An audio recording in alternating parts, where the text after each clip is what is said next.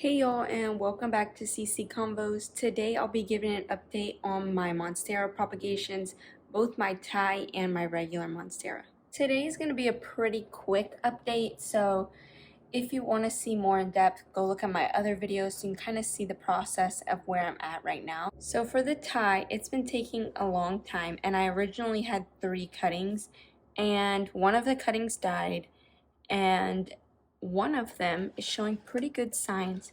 So the leaves all died off, but as you can see, some roots are growing.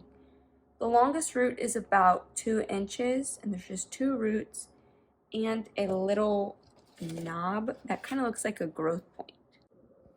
So as you can see right there, looks like it's gonna be a little growth point, and it has these 2 roots that look pretty good.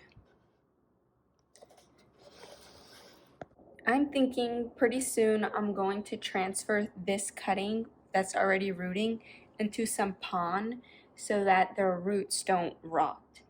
Every week I've been changing the water out, and I've been using bottled water for this one just because a Thai is more sensitive to chlorine. My other cutting, I have taken off some of the leaves and it has not been rooting. It's been rooting for the same amount of time as the other one, but also it just seemed like the bottom was starting to rot. So I just cut it up and we'll see.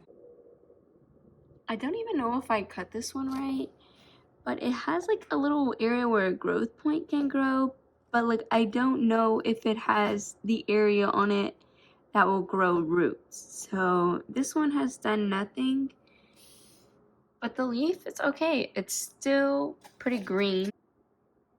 The leaf still looks pretty. This part was actually, it had fell and it got burned by some fertilizer. So the leaf still looks pretty, but there's no signs of roots. And this one, the whole leaf died off, but it has roots. So that's it for the Thai, and now I'm moving on to the regular Monstera. And same with this one, I started with 3 cuttings, and 2 of them are showing growth, the other one is rotting, so that's going to be thrown out. Both with the Thai and the regular Monstera, the top cuttings are the ones that don't have any roots and didn't do well. This is a middle cutting, and as you can see, has a growth point growing here and a root here and a little one starting there.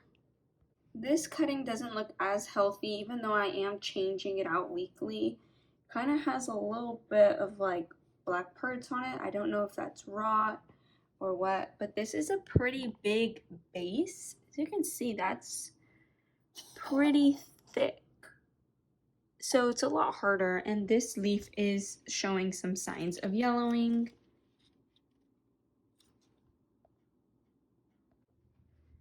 This one is from the base of the plant, and I originally chopped my Monstera in half and rooted it, and then it rooted well in water. I transferred it to soil and it rotted. So I'm basically starting the process all over again, but I had saved the base of the original plant just in case my propagation wasn't gonna work. And so this is actually the plant that started growing from the base of the original plant.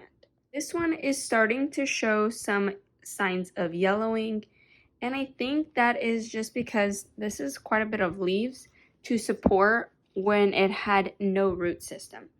So it started to yellow as the roots started to grow, and as you can see, there's a lot of healthy roots in here, and there's even more new roots growing. Excuse this like blurriness, that's just from the sticker. It also has a new leaf emerging, so I'm curious to see how that looks. Pretty soon this is going to be going into pond so it can get some nutrients, and so these roots don't develop any sort of rot on them. But I'm just rinsing it and rinsing the base of the plant every week, just in some running water, and then changing the water. This was a pretty quick update, just wanted to show the new signs of growth, but it seems like there should be at least one cutting from both of the Monsteras that should be successful as I transplant. I did multiple cuttings to begin with just to increase the odds of having one of them be successful.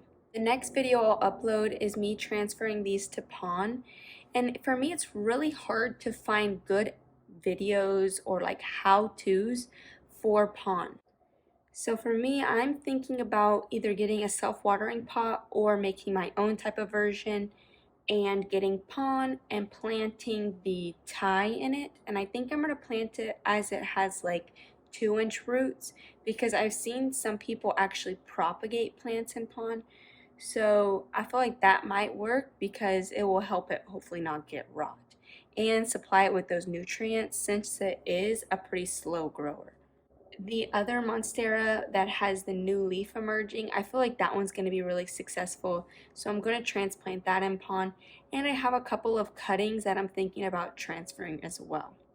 This spring for me and my plant collection is all about experimenting. So I'm thinking about trying some sort of semi-hydro because I'm just tired of not watering my plants consistently, or if I go out of town, I miss something.